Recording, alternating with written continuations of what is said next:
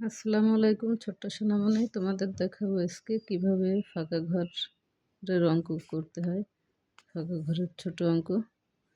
তো আমি এখানে প্রথমে ফাঁকা ঘর দিই, তারপরে যোগ দেখাচ্ছি। ফাঁকা ঘরের যোগ, ফাঁকা ঘর এখানে একটা সংখ্যা ছিল, তার সাথে 18 যোগ হয়েছে, যোগের ফল হয়েছে 170। তাহলে এইখানে কত ছিল?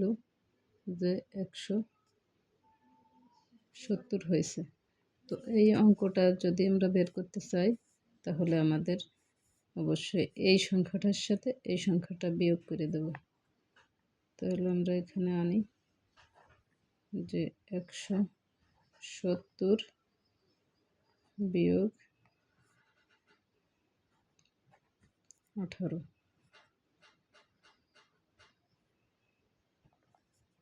তাহলে এই পাশে যদি ছোট সংখ্যা থাকে তাহলে 10 ধরতে হবে।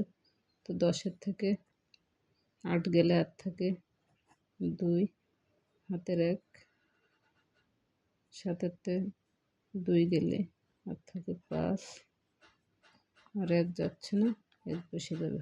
তাহলে আমাদের এই ফাঁকা ঘরের ভিতরে দেখো উত্তরটা হয়ে গেছে।